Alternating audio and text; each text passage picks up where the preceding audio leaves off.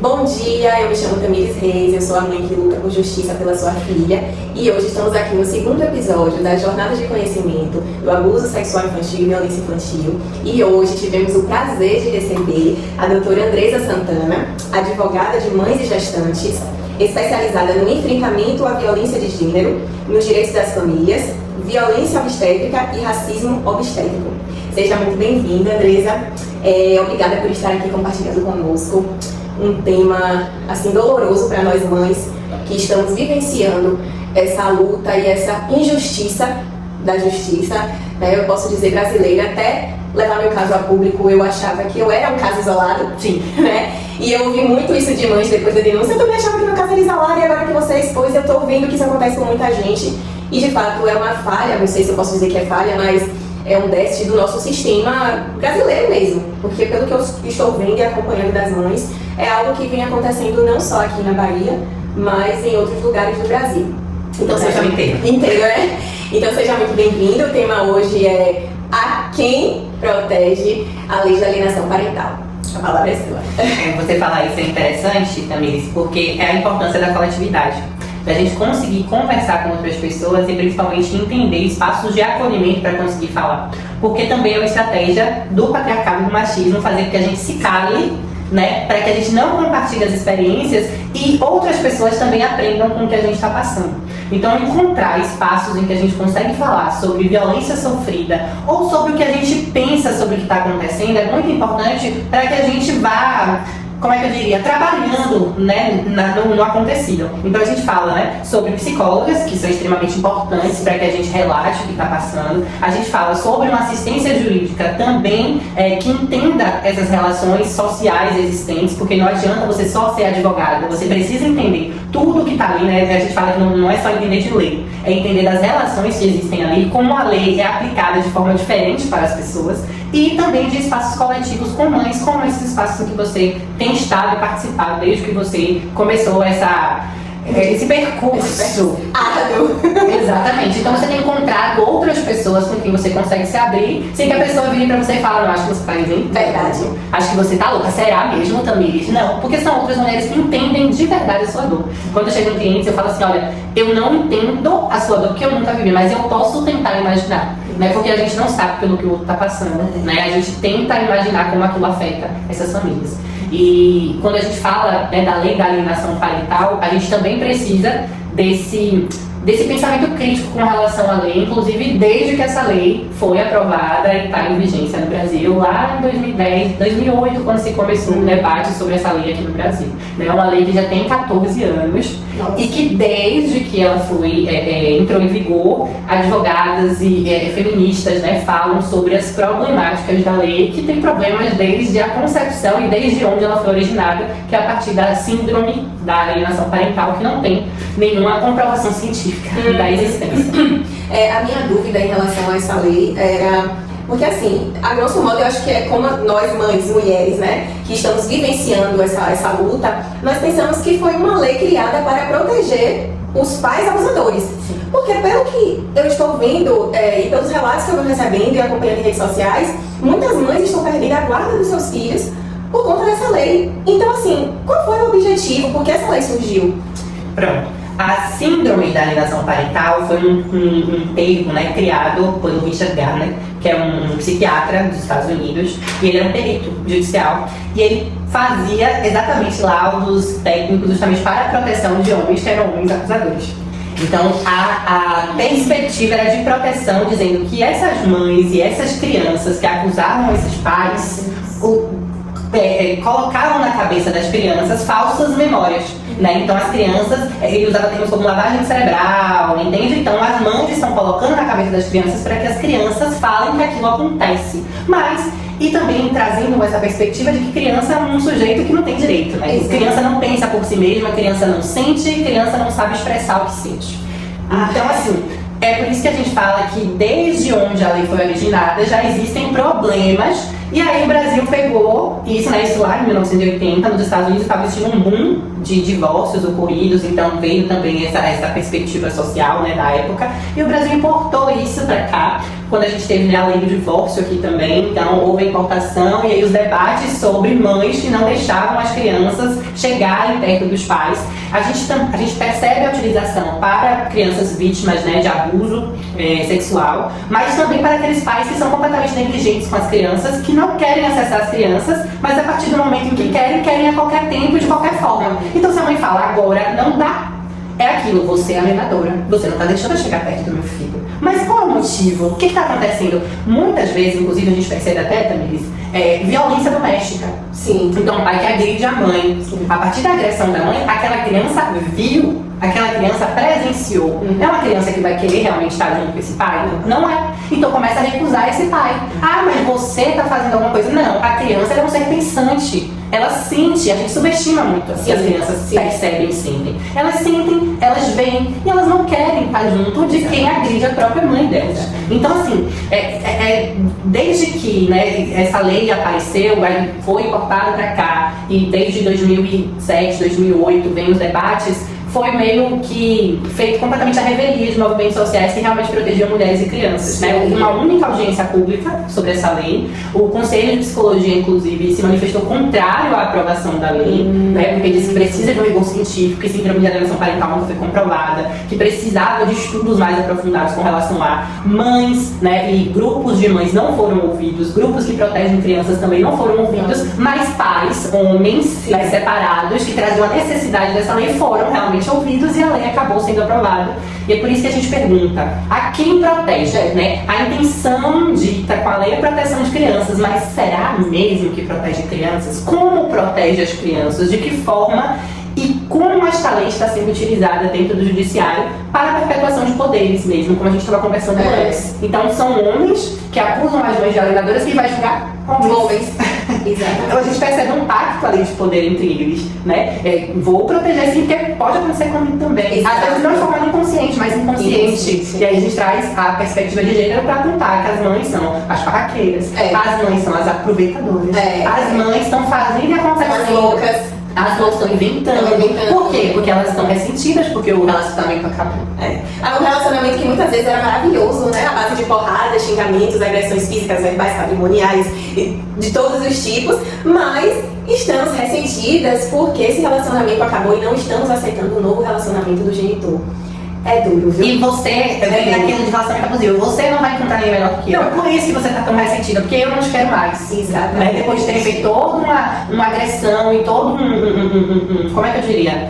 Não usaria a palavra lavagem cerebral, mas era todo... Mas é quase uma lavagem cerebral mesmo, viu? Porque quando, eu falando de mim, quando eu me enxergo dentro do relacionamento que eu vivia e que eu me vejo, eu falo, não, aquela dali não sou eu. Por isso que, assim, eu não julgo quem me criticou quando eu postei meu vídeo, eu falando como é que você demorou tanto tempo, como é que você não via, não enxergava. Realmente, eu não via, eu não enxergava, eu realmente achava que eu estava louca, porque era o que era colocado na minha cabeça. Você é louca, eu vou te tratar, você não tem capacidade de decidir tal coisa, o que seria da sua vida sem mim, né? Então sua vida vai ser ladeira abaixo sem a minha presença. Então, assim, você realmente começa a se questionar. Se você ouve aquilo ali 24 horas por dia, você tá com a pessoa não sei quantos anos, você se questiona. E você acaba, uma coisa que os abusadores fazem muito é também separar de ciclos sociais.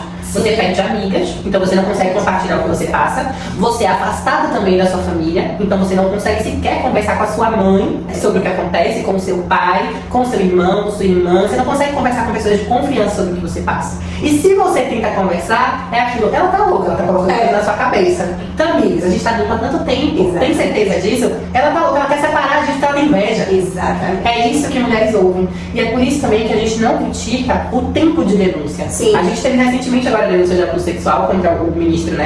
O ex-ministro de Direitos Humanos. E as perguntas nos comentários eram: por que tanto tempo para denunciar? Por que agora? O tempo de denúncia é diferente para cada mulher. Não é incomum acontecer. Uma mulher denuncia e a partir daí surgem dezenas de denúncias depois. Porque, de novo, a importância de espaços acolhedores, de espaços que a gente consiga compartilhar o que a gente passa. Porque a gente pensa, poxa, aquela mulher passou por aquilo com aquela mesma pessoa. Então, quando aconteceu comigo, não foi maluquice da minha cabeça. Exato. Aconteceu comigo também, porque o relato é muito parecido. Então, assim, sobre a lei, né, da alienação, a gente luta pela revogação e a gente pede a revogação mesmo. A lei não tem que existir, porque ela não protege crianças e mães, ela protege realmente homens. Se estivessem tão interessados em proteção das crianças, a gente nem precisaria dessa lei. A gente utilizaria o próprio Estatuto da Criança e do Adolescente, que tem dispositivos que a gente consegue utilizar. A gente usaria o próprio Código Civil, que tem diversos dispositivos que a gente consegue utilizar. Para além, a gente tem tratados internacionais que tratam os direitos de criança e adolescente, que tratam os direitos das mulheres, e a gente protegeria muito mais, de forma muito mais efetiva, não precisaria de uma lei, porque o que as mães ouvem é: se você fizer isso, eu vou te falar, eu vou falar que você é alienador e eu vou pegar a guarda da criança. Exatamente. Mas isso está acontecendo, eles estão falando isso justamente porque é o que está acontecendo, né? E um questionamento, é uma lei que foi feita nos Estados Unidos? A síndrome da alienação parental, onde a lei é baseada. Onde a lei é baseada. Isso. Mas foi algum estudo feito por lá? Richard Gardner. Ele criou e cunhou esse termo. Sozinho. E aí pegamos nos Estados Unidos não existe essa lei, ela foi proibida em alguns outros países. Aqui, o Brasil é o país que permanece com a lei, mesmo com vários pedidos para que haja revogação. É porque a sensação é que essa lei, assim, reduz o trabalho do sistema judiciário, né? Porque talvez seja mais fácil arquivar um processo, abrir uma denúncia contra a mãe, dizer que essa mãe é alienadora, do que de fato investigar aqueles sinais, aquela denúncia que a mãe fez. Porque o que eu também venho observando, Andrés, é que quando esses abusos acontecem sem uma penetração, sem uma conjunção carnal, né, que não é possível detectar no exame físico, numa perícia física, o judiciário entende que o estupro não aconteceu. Por conta dessa falta de prova, porque nesse momento a mudança de comportamento da criança não é vista, os relatórios psicológicos também não são vistos, as mudanças do comportamento da criança na escola, convívio social, hábitos normais gerais, né, de alimentação, ou deixa de comer ou passa a comer muito, seletividade alimentar, aí vem insônia, pesadelos noturnos, os desenhos, gente, os desenhos que as crianças fazem desenhos de órgãos genitais, fazem desenhos que, assim, é normal da idade? Como assim? Uma criança de 2 anos e meio, 3 anos desenhar um órgão genital é normal da idade? Em que planeta? Em que lugar isso é normal? Sabe? A criança falou pinto. Teve uma situação que o vídeo relata, a criança falou pinto. O pinto dela estava se referindo ao pintinho, o filho da galinha. Então, assim, gente... A gente coloca palavras pra criança, né? Exato, então é o tempo todo...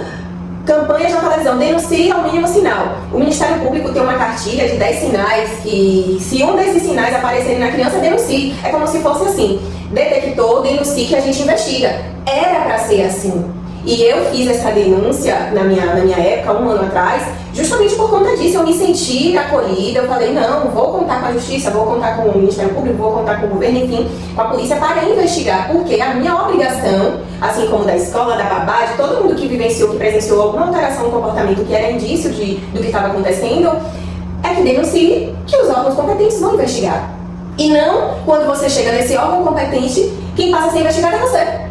Para ver se você, mãe, que foi denunciar, tentar proteger seu filho, não está cometendo um crime acusando um santo, sabe? Então, assim, é revoltante falar dessa lei da alienação parental, porque eu estou vivendo de perto, junto com outras mães, o quanto que essa lei está prejudicando a proteção e a segurança da criança, sabe? Então, assim, quando a gente conversou sobre esse tema, eu falei, assim, é tão importante a gente levar isso a público. Um outro fato que você falou é que antes dessa situação acontecer comigo, eu não sabia nada sobre lei de alienação, sobre o que era violência sexual. Eu achava que um estupro era só uma conjunção carnal, realmente. Eu não sabia que existem várias formas, até você colocar uma criança para assistir um filme pornô, até transar ao lado. Transar.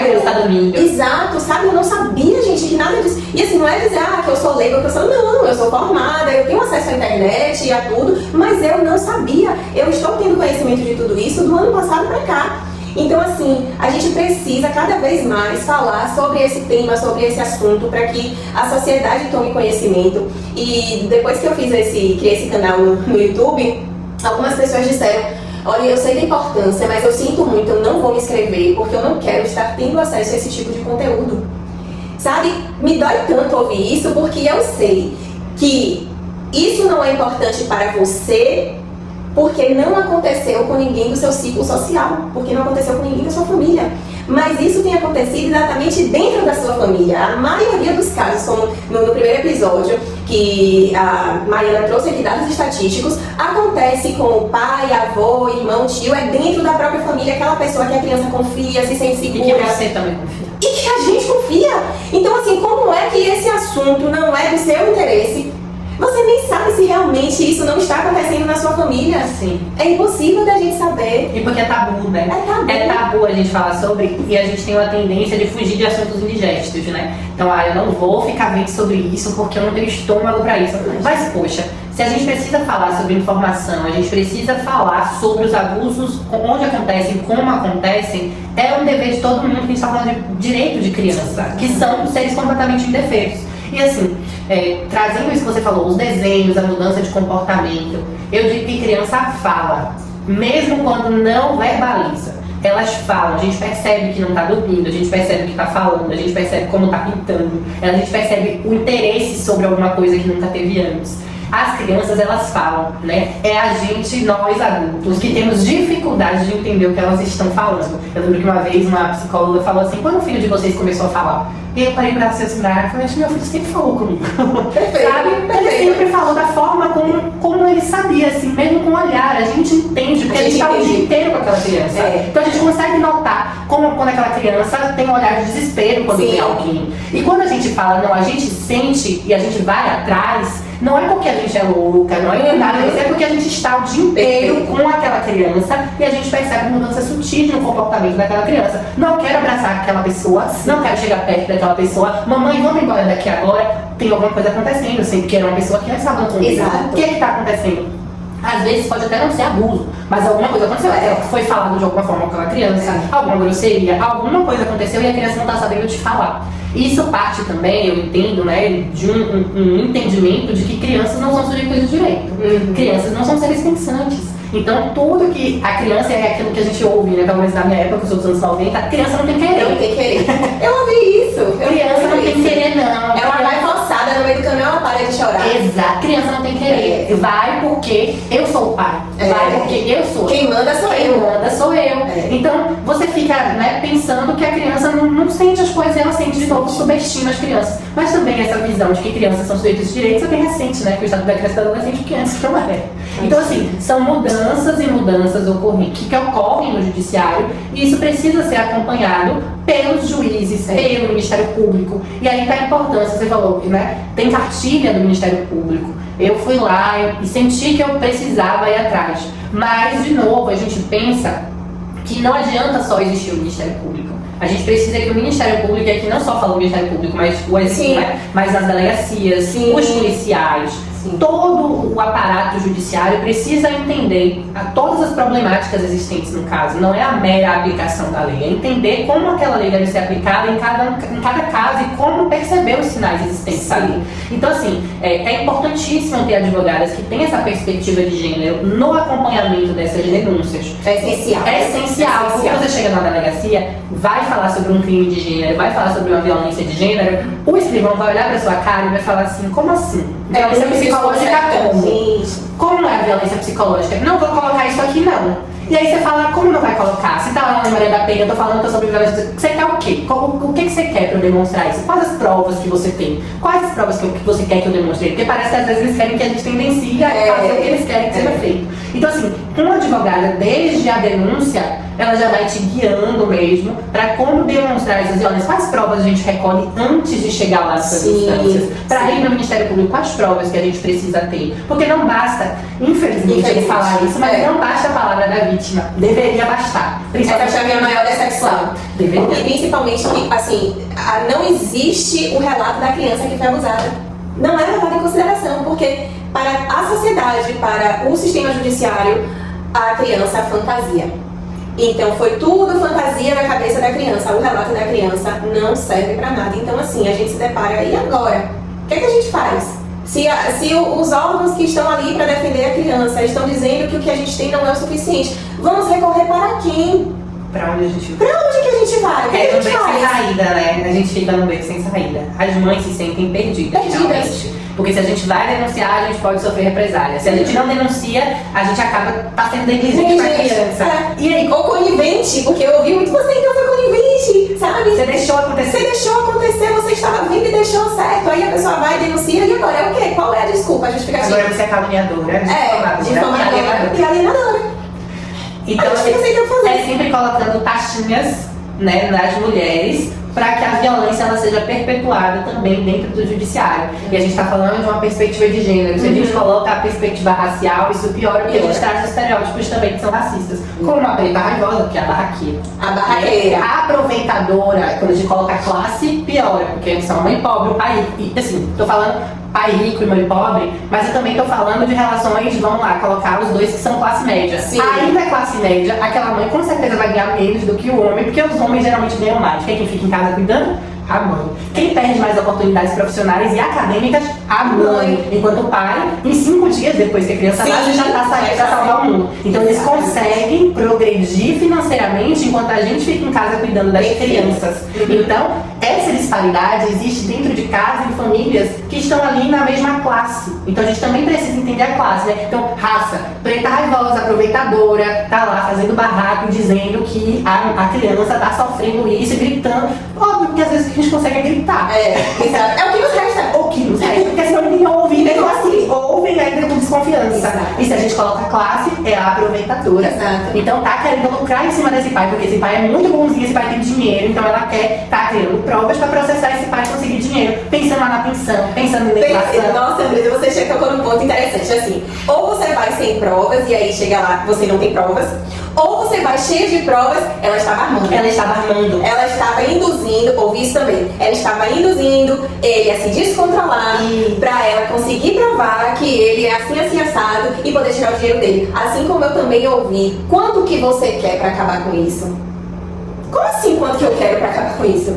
Sabe? Como se tudo se resumisse a dinheiro. Sim. Não, a todo momento a minha luta é pela proteção da minha filha. O que eu tô vendo é a luta das mães pela proteção dos filhos delas, de todas as mães, gente, falando assim, real, todas as mães que têm em contato comigo, nós temos um grupo e tal, nenhuma falou de pensão. E é uma das primeiras coisas que eles cortam. Sim. É geral. A violência patrimonial. A violência patrimonial. Primeiro que você já vive a violência patrimonial no casamento, que é justamente isso aí que você falou, você fica ali se dedicando ao filho, você fica cuidando da casa, enfim. E quando termina o relacionamento, você não tem direito a nada. Quando termina o relacionamento, você não tem direito a nada. Você não construiu nada, você não fez nada. Exatamente. Quando você vai lutar por alguma coisa, você é interesseira, né? Você tá querendo dinheiro, você tá inventando tudo isso pra tirar dinheiro do pai. E aí você vem dessa linha de violência, dessa sequência de violência, e você, quando vai prestar uma denúncia, fazer alguma coisa, cadê o dinheiro para pagar o advogado, né? Ah, tudo bem, tem a Defensoria Pública, mas a Defensoria Pública também tem diversos processos, não consegue dar uma atenção ali de perto e do jeito que a situação precisa, sabe? Então, assim, você fica mais uma vez à mercê dessa pessoa que tanto te violentou. E que são pessoas que, assim, mesmo não sendo ricos, por exemplo, Sim. têm um poder aquisitivo maior, como a gente Sim. debateu. Então tem acesso a advogados melhores, tem acesso a conseguir colocar vários processos e você acaba tendo que tentar se defender daquele montante de processos, porque eles vão botando processo em cima de processo, e você precisa se defender de algo. Se você não se defende, você é réu do processo. E assim, como é que a gente acaba, né, com essa desigualdade existente, sem pensar, como eu disse, nas relações sociais existentes, sem pensar na formação de quem vai pegar esse processo, na formação com essa perspectiva de Ministério Público, Defensoria Pública, dos próprios juízes, assessores, de todo um sistema que aquela pessoa precisa acessar para conseguir ter os direitos resguardados, né? E aí assim, ok, ele tem dinheiro para conseguir acessar o advogado, eu vou juntar aqui, mas será que é o suficiente? Porque eu me defendo desse processo, daqui a pouco ele vem outro. E aí como é que eu faço esse processo? Meu Deus, advogado de novo. Aí vem outro. E a gente fica, né, refém, e a gente fica assim, advogadas também sentem junto, porque a gente quer ajudar, mas também é trabalho. E aí, como é que a gente faz? Porque geralmente quem está na linha de frente defendendo mulheres nesses processos também são advogadas, são mulheres também, que também sofrem com a desigualdade existente. Então a gente também trabalha. E aí, como é que a gente trabalha e não cobra ou cobra menos? A gente tem toda uma dinâmica para poder fazer o quê? Silenciar. Então, de novo, é melhor você ficar quietinha, aceitar o dinheiro que eu tô te dando, ou vamos aqui, ó, quer separar? Vamos separar. Agora a gente vai fazer um acordo. Não precisa de advogado, não. Você assina esse acordo aqui, tá tudo certo. Você fica com esses bens X, sei lá, tem 100 mil, ele te dá 10. Você não tem noção do que tá acontecendo. Ou a pensão também vem lá, um salário mínimo, você acha, tá até ok. Quando você começa no dia a dia, não tá ok. Porque você não tem noção, você não pagava as contas, você não tinha acesso. Não tinha acesso a absolutamente nada. Você não sabe nem o que é que ele tem de bens. Exato, porque geralmente são os homens que controlam essa parte também. E assim, essa questão, né, do advogado, eles chegam exatamente com esse discurso. Não precisa pagar advogado. Eu tenho um amigo, eu conheço alguém, só faz, ele vai fazer, você assina e aí a gente finaliza tudo. Enquanto mulheres não conseguem acessar as advogadas, aí fala, não, tá tudo bem então. Quando vai mais na frente, dá um problema tão grande, você não sabe como sair daquilo. Mas, de novo, por conta das desigualdades existentes desde o princípio mesmo. Então, perceba como é algo complexo demais. A gente precisa debater sobre, a gente precisa falar sobre, a gente precisa trazer desde as desigualdades existentes, desde o casamento até o divórcio, até a lei da alienação parental. São muitos aspectos a serem observados para que a gente consiga pensar em alguma mudança efetiva, porque a gente caminha a passinhos de formiga, né, falando sobre isso. E veja, você disse, tem instrução, mas só fui entender isso quando eu comecei a passar. Eu digo também na minha experiência, eu só fui entender essas dinâmicas existentes, eu só fui entender até a violência obstétrica que eu te falei que eu também atuo, quando eu fui mãe. E meu filho tem 6 anos. E eu já tinha uma graduação e já estava finalizando a minha graduação em Direito, porque dentro da faculdade a gente fala sobre isso. Nossa. Então, assim, a gente precisa cada vez mais trazer espaços como esse de debate. As pessoas precisam sim querer estar dentro desses temas indigestos. E digo mais, a gente vê grupos de mulheres. Quem está na frente são mulheres. Mas os homens fingem que não é com eles. Os homens fingem que eles não têm nada a ver com aquilo. Sempre quando a gente está nesse espaço de discussão, a plateia inteira é formada por mulheres, por outras mães. Homens fingem que aquele debate não interessa pra eles. Eu tinha pelo meu Instagram, após a denúncia, né? Eu fui de 2 mil seguidores para 17. E quando eu fui olhar a métrica, 97% são mulheres, somente 3% dos seguidores ali são homens. E que eu digo, deve ser minha família, amigos próximos, porque assim, realmente, eles são... Não é do meu interesse. Não é do meu interesse. E a gente tá falando de um interesse de todo mundo. De todo mundo. E aí quando a gente fala sobre tem que revogar a violência parental, vem assim, você está defendendo mães que ficam cometendo e botando coisa na cabeça de criança. Não, gente, quando a gente fala sobre a regulação da alienação parental, a gente está falando de um todo, tá? Tem homens que também sofrem. E aí? A gente está dizendo que mulheres são boazinhas e homens são maus? Não. A gente está falando de dinâmicas existentes que sim acabam agredindo e violentando mais mulheres, porque a gente vive em um país em que mulheres cuidam das crianças, em que mulheres são chefes de família, em que mulheres são mães solo mesmo dentro de casamentos. Então, assim, óbvio que essas mulheres elas vão ser mais afetadas por conta de todo esse aparato e esse panorama existente. Mas homens também sofrem com isso, né? Porque a gente chama dentro do direito de abuso do poder parental. A gente está dizendo que mulheres ou homens não conseguem falar para a criança, olha, o papai está fazendo isso, a mamãe tá... Não, a gente não está falando isso. A gente está dizendo que ambos podem sofrer, mas mulheres acabam realmente sofrendo mais porque elas cuidam dessas crianças e elas conseguem perceber os sinais dessas crianças. Mas os homens também não estão imunes a sofrerem com mães que fazem isso também, de falar, assim, tem até uma coisa que é importante, né? Essa coisa de falar mal sobre o pai ou sobre a mãe na frente da criança, que às vezes a gente acha que a criança nem tá ouvindo, mas eu digo pro meu filho, ninguém vai estar ligadinha. Qualquer coisa que você fala, a criança tá ouvindo, mesmo quando você acha que não está. E aí, ela fala pra outra pessoa. Ela fala pro papai, ela fala pra mamãe, você fala, meu Deus, eu vejo isso, eu sou casada, né? Mas eu vejo isso quando eu falo, seu pai faz X coisa. Aí quando ele chega, papai, mamãe, papai, que você fez X coisa. Eu falo, meu filho, eu acreditei. Sabe? Eles ouvem tudo. É verdade. E assim, a gente precisa tomar cuidado com isso também. Porque a criança, ela não tem nada a ver. Ela não tem nada a ver com o que aconteceu ali entre vocês. Óbvio, né? Eu digo isso pra, como é que eu diria? Para situações em que a gente não tem essas violências, né? Então assim, separou, papai, não vou ficar falando sobre o papai ou sobre a mamãe na frente da filha. Não vou ficar falando sobre o papai ou sobre a mamãe na frente do filho, porque a criança ela vai absorver aquilo e aquilo pode afetar realmente ela de alguma forma, né? O crescimento dela. Mas, obviamente, casos de violência doméstica com a mãe, violência com a criança, violência sexual, não tem jeito. Separo essa criança e a gente precisa pensar sobre isso, né? Tem indícios de violência, como aquilo que eu falei. Pais que agridem as mães.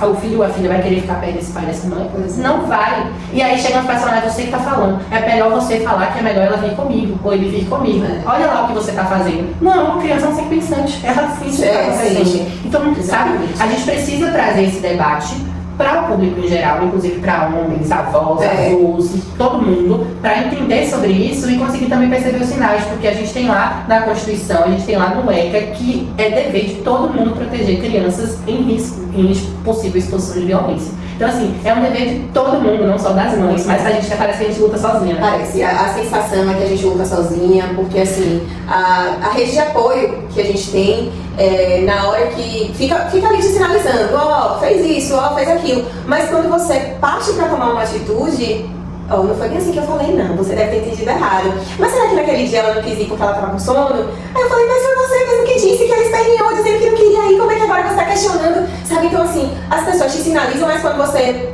se movimenta, as pessoas vão pra trás. Então você acaba ficando sem testemunha, você acaba lutando sozinho mesmo, sabe? Então é como se fosse você seu filho contra o mundo, porque você não encontra ninguém pra te apoiar. É uma luta solitária, né? É muito doloroso e é o que eu digo para as mães que estão em contato comigo. A gente precisa se unir, a gente precisa falar mais sobre isso, porque o objetivo de todos do outro lado, de quem pratica violência, de quem abusa, é justamente nos calar. Porque normalmente a gente vem de um relacionamento abusivo, vem de violência doméstica, que acaba passando para os nossos filhos e que acaba acontecendo um abuso, maus tratos com a criança, e a gente já vem daquela repressão. Então assim, a gente acaba que se cala, porque tem medo de tudo, sabe? Ah, eu tenho medo de falar, eu tenho medo disso, eu tenho medo daquilo, eu tenho medo até de pedir um relatório à escola, eu tenho medo até de pedir um relatório à psicóloga. O que vão pensar? Será que vão pensar? Será que vão pensar que eu realmente estou querendo culpar ele, que eu estou nisso, que eu estou aquilo? E a gente se questiona, será mesmo? Meu Deus, e se eu fizer, será que eu tô querendo mesmo? Então assim, você acaba se convidando a gente a gente não duvida da própria cabeça. E por isso que psicólogas delas são muito importantes para isso. Mas também, de novo, psicólogas que também entendam o que está acontecendo, o que pode acontecer. E não, como uma vez eu ouvi de uma cliente, eu relatei para a psicóloga e a psicóloga falou assim, mas você está misturando as coisas, ele é pai. Não adianta qualquer psicóloga também. Eu fiquei constrangida, aí ela me falou, Andresa, eu fiquei sem jeito de como é que eu ia falar pra minha psicóloga, explicar pra minha psicóloga que eu tava passando era violência psicológica, violência doméstica que tava doendo na Maria da Penha. Eu fiquei, gente, como é que eu tenho que explicar isso pra minha psicóloga? Não dá. É uma troca de psicólogo. Troca de psicólogo. Não tem. Então assim, de novo, é um debate que todo mundo precisa estar. É um debate que todo mundo precisa entender. Porque, de novo, a gente não consegue chegar num lugar que a gente acha que é apoio e simplesmente ouvir a pessoa assim, mas também tem certeza? Será mesmo? Mas naquele dia, será que foi isso mesmo? Aí você fica, gente, mas será que né? Eu conversei com a pessoa, que é uma pessoa de confiança que eu gosto? Será mesmo? E é realmente silenciamento pra você ficar lá, ficar quietinha. Não mexe com isso não, também, diz que vai ser pior pra você. Nossa, e ninguém pensa na criança, né? Ninguém pensa na criança. E quem é que pensa na criança? Quem é que tá ali realmente protegendo a criança? Ninguém. E assim, o que me dói é ver, que é uma outra coisa também, que a própria família se nega a enxergar isso. E não digo só a família do genitor, não. Às vezes a família até da mãe que está indo denunciar fica lhe questionando, você tem certeza? E vem muito o questionamento financeiro. Sim. Olha, mas se você prestar uma queixa dessa, vai destruir o negócio dele, e aí você não vai ter pensão, não sei o que. Eu falei, tá, e eu, a mãe, a mulher, eu não tenho condições de trabalhar, eu não tenho condições de me sustentar, sabe? E quando veja a culpa, né? Você vai destruir o negócio dele. Você está causando isso, não é ele não, que tem atitude violenta. Isso a gente ouve, inclusive, com pensão. Vai cobrar pensão pelo rito da prisão, você vai prender ele. Sim. Não, quem está prendendo ele não sou eu. É ele mesmo. Ele mesmo que não está pagando, que ele sabe que deve pagar. Mas aí a culpa, de novo, que recai em cima das mulheres, das mães, porque estão lutando pelo direito dos filhos. E uma coisa que está lá na lei, ele sabe o que ele pode sofrer se ele não fizer. Mas eles pagam pra ver. E aí, quando acontece a prisão, tá vendo só o que você fez? Isso! Olha o que você tá causando. Olha o dano que você causou na vida dele, né? Na imagem dele, da família, do negócio dele. Gente, aí eu, mais uma vez, e a criança? E o dano causado na vida da criança, no emocional da criança, no comportamento, no desenvolvimento, em tudo da criança. Ninguém se preocupa. Ninguém tá nem aí. Isso dói, sabe? Isso dói porque vê assim, avós, tios, tias, pessoas que, de fato, a gente acreditava que amava a criança, está completamente defendendo uma pessoa que abusou da criança, sabe? Eu digo isso de uma forma geral, gente. Assim, que fique claro que é um assunto realmente que é um tabu, mas que eu não estou me referindo ao meu caso em si, mas ao caso de várias mães que eu tô ouvindo os relatos, entendeu? Então, assim, o que eu vejo mesmo é que ninguém tá se preocupando com a criança, se preocupa com o negócio do genitor, com a vida do genitor, com a reputação do genitor, da família, e ninguém se preocupa com a criança, que é a pessoa que está sendo ali mais não é danificado a palavra, mas Tá mais vulnerável da situação, que está mais sofrendo com a situação. Aí um outro questionamento, Andresa, tá, mas ela também vai sofrer distante do pai. Coloca isso na balança, tá? É mais doloroso, porque uma outra coisa também, uma mãe estava falando comigo, o pai abusou da criança, do meu filho, e o meu filho quer estar com o pai. Porque a criança não tem consciência, noção, não sei, do que o pai fazia ou faz. E, querendo ou não, é o pai dele que conviveu com ele, não foi um pai distante. E a criança gosta de estar com o pai, até porque a mãe falou o seguinte, quando ele vai para casa do pai, ele brinca, ele não tem limites. O pai deixa ele fazer tudo, come doce, faz isso, faz aquilo, e dá brinquedo, e viaja e tal. Então ele quer estar com o pai. Sendo que o pai abusa dele. A própria criança relatou através de desenho, através de fala. E aí, como é que eu vou provar na justiça que o pai faz mal para ele? Se a própria criança quer estar com o pai. Quando a gente fala sobre isso, tem dois aspectos que são muito importantes. O primeiro é, criança muitas das vezes não entende o que é o abuso. Sim. Por quê?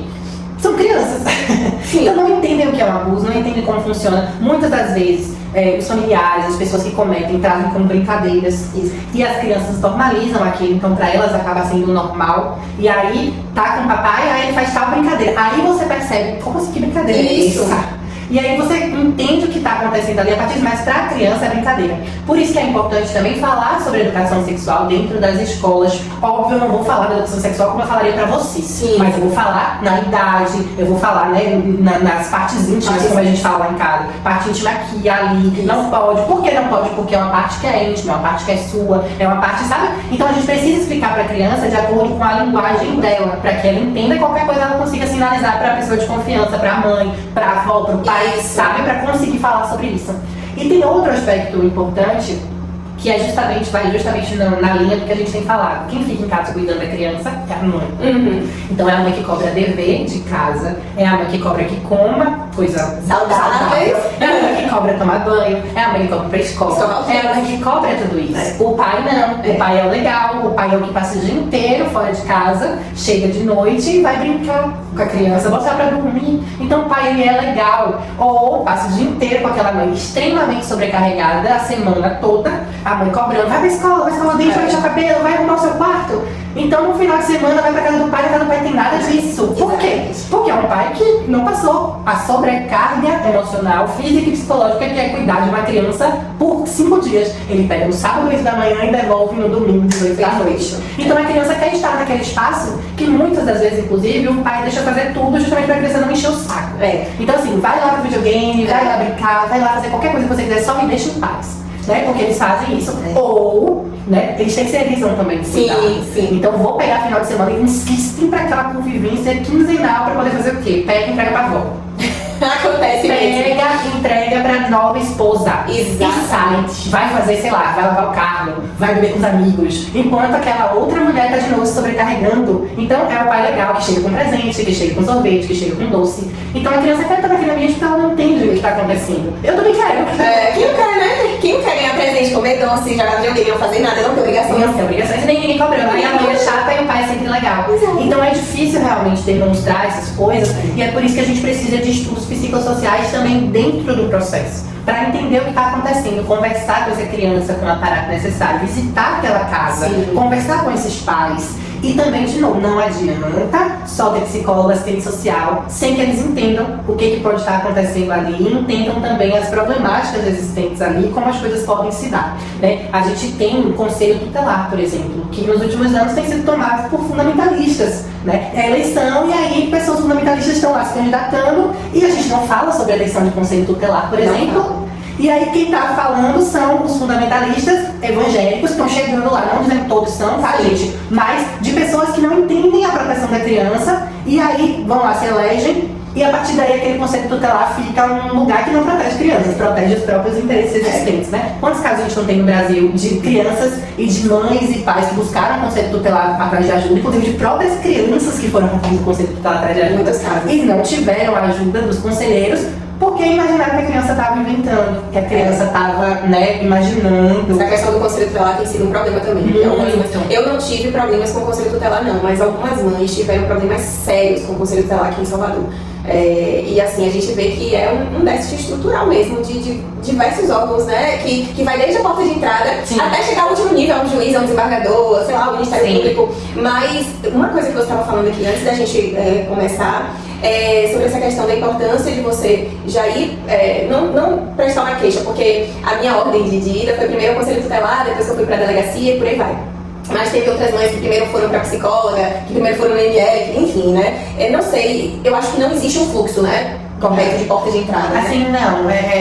Eu geralmente oriento que realmente a primeira coisa é buscar é advogado. Sim, mesmo. É isso. Porque somos nós que conseguimos guiar dependendo do caso. É um caso de um possível relatório psicológico primeiro, então não é psicólogo. É um caso de uma violência extrema já que eu consigo levar na delegacia, caso de GNL. Então, assim, depende muito da especificidade da história ali contada. A sua história não é igual a nenhuma dessas mães que está te procurando. Não. Os abusos sofridos, mesmo que tenha coisas similares, não são iguais. A dinâmica existente também é diferente. A gente tem casos de homens que não têm poder nenhum, mas tem homens que têm muito poder. Exato. Como é que faz? São relações diferentes, homem tem relações com o judiciário, relações com o ministério. A gente precisa entender a especificidade daquele caso. Então, assim, eu indico sempre que o primeiro fluxo seja buscar advogada, buscar a assessoria pública, sabe? Se eu conseguir fazer uma consulta para poder conseguir se orientar. E a gente tem também organizações, né? A gente tem instituições que atendem e acolhem mulheres vítimas de violência, crianças também. A gente tem a Tamo Juntas aqui em Salvador, por exemplo. A gente tem a Casa da Mulher Brasileira agora.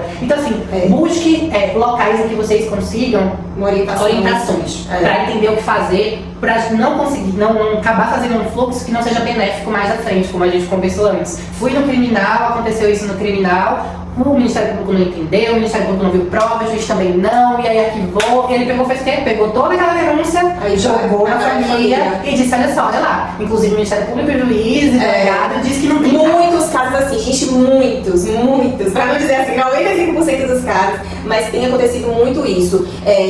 Chega na parte da vara criminal, fala que não tem provas suficientes, provas robustas, aí arquiva o processo, ou lá na frente absolve o pai, o genitor, o abusador, que é pior. E aí os pais, os abusadores, enfim, pegam essas decisões, levam para a vara de família, e aí tentam a alienação parental, tentam a guarda unilateral, e por aí vai, e haja processo em cima da mãe. Então isso realmente tem acontecido muito. E digo, Andresa é advogada, mas eu falo por experiência própria. Não é que ela esteja puxando sardinha da profissão, não é que ela esteja... Não, gente, porque quando eu fui prestar queixa, eu fui com um advogado da época, advogado particular, não foi nem Defensoria Pública.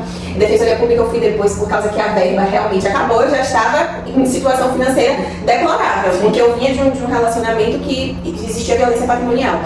E aí quando eu cheguei para prestar queixa na delegacia, eles disseram que não era lá, sabe? E a delegacia é especializada em crimes contra criança e adolescente. Eu falei, como assim não é aqui? Você tem que prestar uma queixa no saque? Eu falei, no saque? Eu vou tirar documento, sabe? Eu fiquei assim no saque, então eu fiquei assim sem entender. E olha que eu, como advogado, eu não estava sozinha. Porque eu digo, se eu estivesse sozinha, eu teria ido embora, porque como é que eu ia ficar ali debatendo? Sim. Com o policial que estava me atendendo, sabe? Você já vai fragilizada, você já vai extremamente desconcertada para narrar um fato para uma pessoa despreparada, porque quem colhe o depoimento não é nem um policial, né? É um escrivão. E aí você, sim, como é que aconteceu? Você fica, fez assim, foi assim, e detalhes, você já fica super sem graça. Então é um ambiente assim, que eu posso dizer, eu não estou aqui querendo julgar, sabe, gente, a delegacia, não, eu estou tentando falar como um todo, para melhorar a situação, para acolher melhor as vítimas, as mães, porque a gente precisa desse acolhimento, porque a gente já vem de muito sofrimento. Então você chegar sozinho num local desse, sem o acompanhamento de um advogado para estar ali te orientando e às vezes lutando por você, porque você já está tão fragilizado. Às vezes não tem nem voz. Vocês quase não tem voz para falar. Eu lembro do vídeo que eu postei no Instagram, o da denúncia, minha voz não queria sair. Eu estava já uns 5 dias sem dormir, porque eu tinha recebido o arquivamento, né? E desesperada, o que é que eu faço? Meu Deus, tenta ir conversar com o promotor, com não sei quem, não, tal. Eu falei, bom, eu preciso me proteger, preciso proteger minha filha. A forma que eu encontrei foi essa, mas a voz não queria sair, sabe? Então a gente fica assim, realmente paralisada, se sentindo calada, parece que arrancam a nossa voz. É uma sensação muito ruim que eu realmente não desejo a ninguém. E quem está passando por isso, eu desejo força e dizer que estamos juntas, que vocês não estão sozinhas e que, assim, o caso do seu filho, da sua filha, não é um caso isolado, que era uma coisa também que eu achava que isso, e aquilo só estava acontecendo comigo. Sim. Mas não, está acontecendo com centenas, milhares de crianças no Brasil inteiro e com certeza fora do Brasil também. Então, assim, é essencial você estar acompanhado por um advogado que entenda, tá? Um advogado de família, um advogado criminalista que entenda dessa questão da perspectiva de gênero, que entenda você e consiga te acolher. Porque precisa ir com alguém que lhe defenda. Porque senão você vai entrar nesses órgãos, nesses locais, e vão dizer, não é aqui, não é bem assim, vai pra não sei aonde. E mesmo com o meu advogado falando, só aceitaram me atender porque a gente estava com o encaminhamento do Conselho Tutelar. Porque o próprio Conselho Tutelar falou, vá com esse documento, senão eles podem dizer que não é lá. E você encontrou um Conselho Tutelar que te defendeu? Um Conselho Tutelar que me defendeu. Sim, que comprou essa briga comigo, que me deu todas as orientações, me deu todas. Eu saí de lá com 5 encaminhamentos. Porque às vezes também acontece isso, você vai em órgão, aí mandam pra outro, você chega no outro órgão, falta tal documento, aí você volta e caixa. É pra cansar. É pra cansar. E você desistir. Isso. Pra cansar e você desistir. Desculpe, mas não tem outra justificativa. É pra você cansar, desistir e a vida seguir, porque realmente é mais trabalho. Exato, meio de trabalho. Desculpa, eu não quero ser polêmica, mas eu estou aqui falando da realidade. São, como eu falei, as dinâmicas mesmo de poder, né? As dinâmicas de gênero, porque as mulheres são pra ficarem caladas, né? As mulheres são pra ficarem quietinhas. Porque se você fizer alguma coisa, você tá querendo ganhar mídia em cima do cara. Exatamente. Né? Você quer ser famosa em cima disso. Gente, quem quer ser famosa por isso? Por isso. Né? Quer ser famosa porque eu criei uma coisa muito boa. Exatamente. Não porque eu sou vítima de uma violência. Não dizendo que é demérito, tá? Ser vítima de violência. A gente precisa também ressignificar isso. Não é vergonhoso você ser vítima de violência, né? Porque você tá ali e você foi uma vítima. Não é vergonha, não é demérito. Mas ninguém quer ser conhecido por isso, gente. A gente quer ser conhecido por coisas boas, por pegar na loteria. Exato, né? Ganhar uma coisa nova, fabricar uma coisa nova, pegar muito sucesso, sabe? Então assim, nenhuma mulher quer ganhar mídia em cima, né, do que está sendo falado, em cima da violência sexual do filho. Gente, é cruel dizer isso. E eles falam isso no meio dos processos. Falam. Sabe? Inclusive que eu estou ganhando rios de dinheiro com o Instagram, não sei como, porque o Instagram nem monetiza. Ô gente, desculpa, a gente tá rindo na situação que eu nervosa. Mas é porque não resta outra coisa. Mas é isso mesmo. A gente percebe essas tentativas de silenciamento mesmo, às vezes de forma sistêmica. Não é nem de forma consciente que aqueles que vão te questionam, mas foi mesmo. É porque ele também não sabe uma forma de acolher, ele não sabe uma forma de atender, porque ele não foi preparado para aquilo também. Jogaram ele ali. E ele tá ali colhendo o que você tá falando, mas ele também não tá entendendo nada do que tá sendo dito. E de novo, a gente sabe o volume de trabalho, a gente sabe como é o serviço, a gente sabe de todos os déficits existentes, mas a gente tá falando de vidas, não de uma vida só. A gente tá falando de vidas, de 2 vidas, inclusive de uma pessoa que é completamente vulnerável, as crianças e adolescentes, e que vão ter impactos para a vida inteira. Quando a gente fala de abuso sexual, são pessoas que têm impactos, assim, até morrerem, gente. E isso vai sendo perpetuado para os filhos que vão ter, para os netos que vão ter, e a gente acaba entrando num ciclo de violência que não acaba nunca.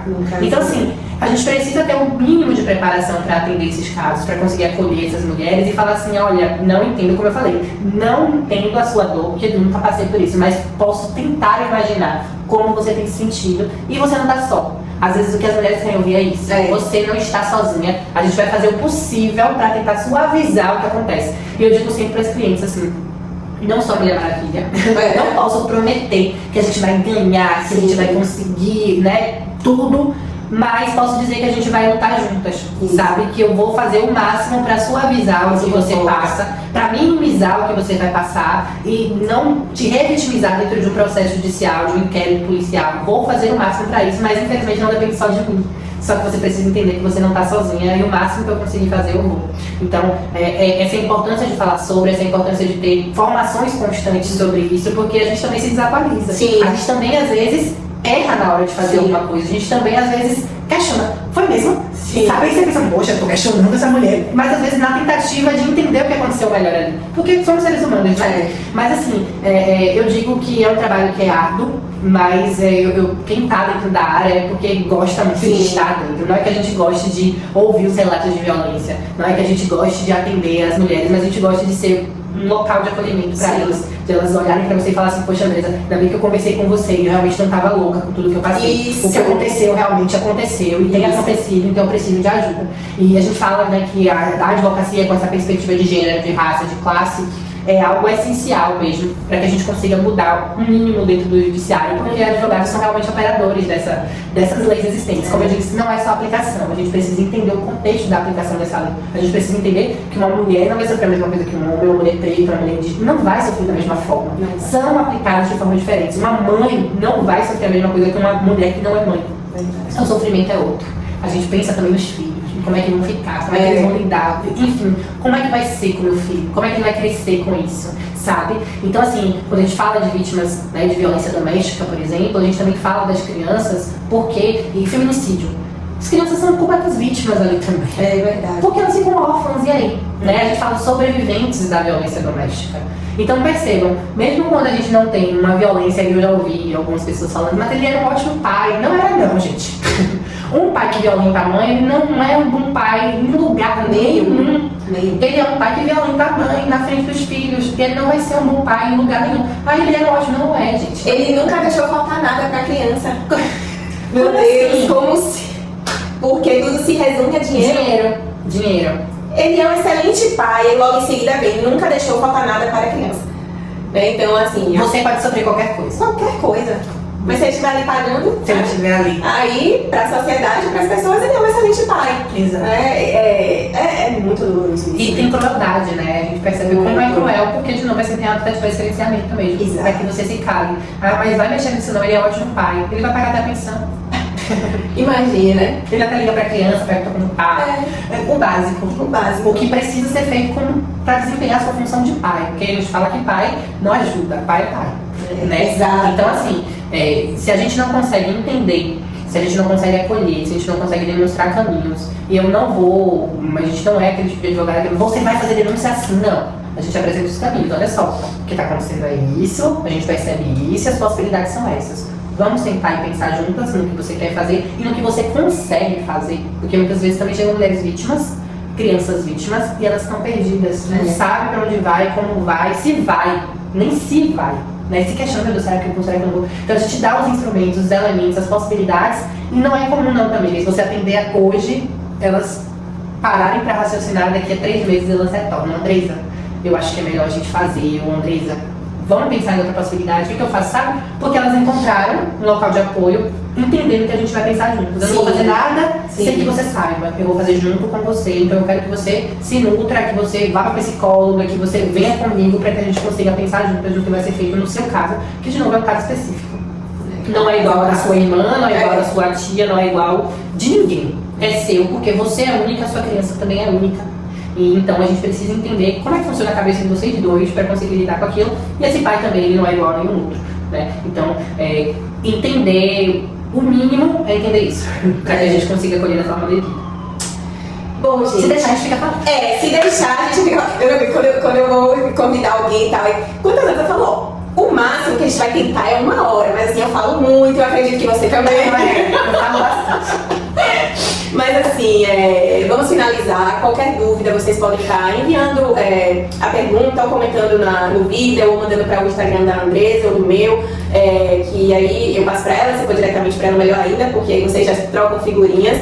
O objetivo realmente é ajudar, né, vocês, orientar, a ter um norte, porque a gente fica de fato perdida quando a gente se depara com esses sinais e quando a gente se depara com aquele sentir. Eu, como mãe, estou sentindo que tem algo errado com a minha filha, né, que aí usam que a gente está louca, né, é sensitiva, né, ok? Mas, enfim, o objetivo realmente do canal é esse, é estar compartilhando essa experiência, no caso, né, das profissionais, eu como a vítima de violência doméstica e também passando por esse processo com a minha filha.